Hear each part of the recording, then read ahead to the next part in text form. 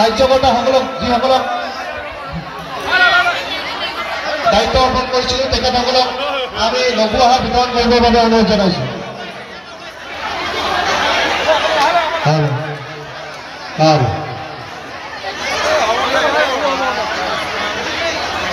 Hello' আমি অনুৰোধ জনাইছোঁ আমি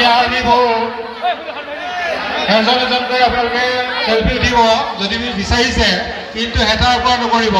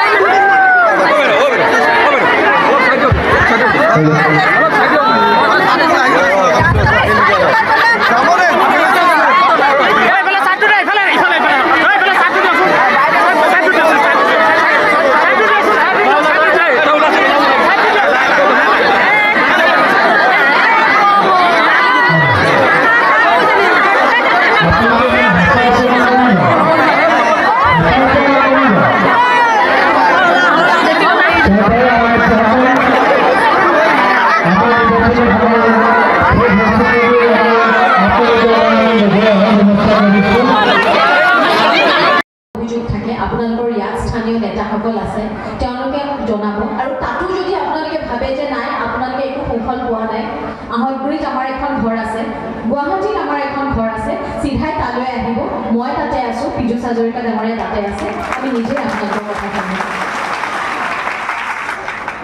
এটা কথা আমি সদায় জানো যে যিখন ঘৰ আমাৰ আছে সেইখন ঘৰ আপোনালোকে দিয়া, গতিকে সেইখন ঘৰত আমাৰ যিমান অধিকাৰ আছে আপোনালোকৰো সিমান অধিকাৰ আছে। আপোনালোকে সেই অধিকাৰ লৈ আমাৰ ঘৰলৈ আহিব, খাবলৈ মন গ'লে ক'ব যে ভাত দিয়া, ভোক লাগিছে, সিমানখিনিলৈকে আপোনালোকক সকলো কৰি দিম। অলপতে আপোনালোকে ওচৰৰে আমাৰ এটা অঞ্চল পবিতৰা, নামটো শুনিছে চাগে ন? পবিতৰা ৰাইজসকলৰ হঠাতে ডাঙৰ এটা সমস্যা হৈছিল। এটা নিশা তেওঁলোকৰ তাৰ পৰা এটা ফোন গ'ল পীযুষ হাজৰিকা ডাঙৰীয়া যে চৰকাৰৰ ঘৰৰ পৰা এটা কথা আহিছে, পবিতৰাখন মানুহে সজাই এখন অৰণ্য। আপোনালোকে কিমান সংখ্যকে জানে মই নাজানো, তাত আচলতে আগতে গড় নাছিলে। তাৰ স্থানীয় লোকসকলে বাহিৰৰ পৰা গড় আনি কেইটামান তাতে চৰিবলৈ এৰি দিছিলে যাতে ধুনীয়াকৈ ঠাইখন থাকে। এতিয়া গড় বাঢ়ি বাঢ়ি ইমান বেছি হ'ল, মানে যোৱা কেইবছৰমান আপোনালোকে গড় হত্যা শুনিছে জানো? আজিকালি গড় হত্যা নহয়। গতিকে গড় ইমানেই বাঢ়িলে এতিয়া গড়ৰ বাবে মাটি এৰি তাৰ যিসকল স্থানীয় মানুহ, সেই মানুহখিনি বেলেগলৈ মানে বেলেগ ঠাইলৈ পঠোৱাৰ ব্যৱস্থা কৰা হৈছিল। আপোনালোকে ভাবকচোন, আপোনালোকৰ ঘৰবোৰ যদি এৰাতিৰ ভিতৰত এৰি দিবলৈ কয়, আপোনালোকে ইমান বছৰৰ পৰা এই ঠাইখনত আছে, কেনেকুৱা লাগিব বাৰু? সেই মানুহখিনিৰো হাহাকাৰ হয়। কথাটো শুনি আমাৰ খুবেই দুখ লাগিল, কাৰণ আমিও অনুভৱ কৰোঁ যে নিজৰ জন্মৰ ঘৰখন এৰি ক'লৈ যাব তেওঁলোকে। গতিকে আমি আমাৰ পৰিয়ালৰ তৰফৰ পৰা ভাৰতৰ খুব নাম জ্বলা এজন উকিল, তেওঁক আমি যিমান যি আৰ্থিকভাৱে দিব লাগে আমাৰ পৰিয়ালৰ ফালৰ পৰা দি সুপ্ৰিম কোৰ্টত এটা কেছ কৰিছিলোঁ যাতে সেই মানুহখিনিয়ে নিজৰ ভেটি মাটিখিনি হেৰুৱাবলগীয়া নহয়। আৰু ভগৱানৰ আশীৰ্বাদত সেই কেছটোত আমি জিকিলোঁ, আৰু এতিয়া সেই স্থানীয় মানুহখিনি তাতেই থাকিব পাৰিব বুলি ৰায়দান হ'ল। এই উদাহৰণটো মই এইবাবেহে দিছোঁ, এই কেছটো কিন্তু কোনো চৰকাৰী নাছিল, এইটো সম্পূৰ্ণ আমাৰ ঘৰৰ ফালৰ পৰা কৰা এটা কেছ, সেই ৰাইজৰ হৈ আমাৰ ঘৰৰ ফালৰ পৰা উকিল এজন লৈ কৰা কেছ। এই কামটো এইবাবেই কৰিছিলোঁ কাৰণ যিদিনা মই সেই ৰাইজখনৰ ওচৰত গৈছিলোঁ, এনেকুৱাকৈ কান্দিছে মানুহখিনিয়ে। সেইদিনা তেওঁলোকক কথা দিছিলোঁ যে আপোনালোকে যদি ৰাস্তাত কোনোবা দিনা থিয় হ'বলগীয়া হয় নিজৰ ঘৰ এৰি, আপোনালোকৰ লগত আমিও থিয় হ'ম।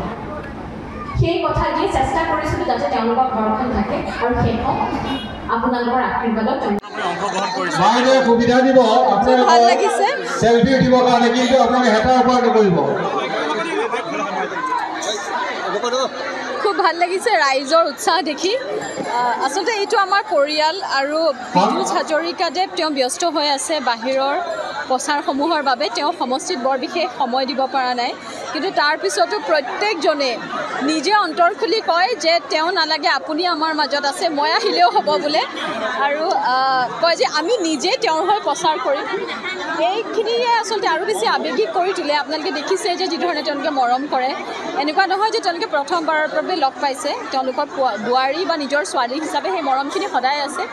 আৰু মই দৃঢ় বিশ্বাসী যে জাগিৰোড সমষ্টিৰ পৰা অন্ততঃ আগতে যিমান ভোট পাইছিল এইবাৰ আৰু বেছি বাঢ়িব, কাৰণ ৰাইজৰ মৰম বাঢ়িছে। বিহুৰ বতৰত সাধাৰণতে দেখা যায় আপুনি অন্যান্য সাংস্কৃতিক অনুষ্ঠানত ব্যস্ত হয়, এইবাৰ কিন্তু নিৰ্বাচনত ব্যস্ত হ'ব লগা হৈছে।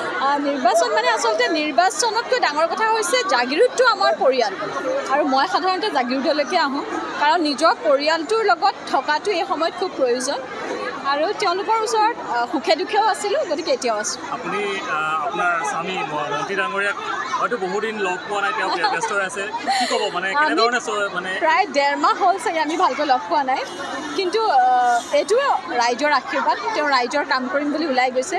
গতিকে মই বিশ্বাস কৰোঁ যে ভগৱানে শক্তি দিয়ক, আৰু শক্তি দিছে বাবে হয়তো দিনে নিশাই এনেকৈ কাম কৰি থাকিব পাৰিছে।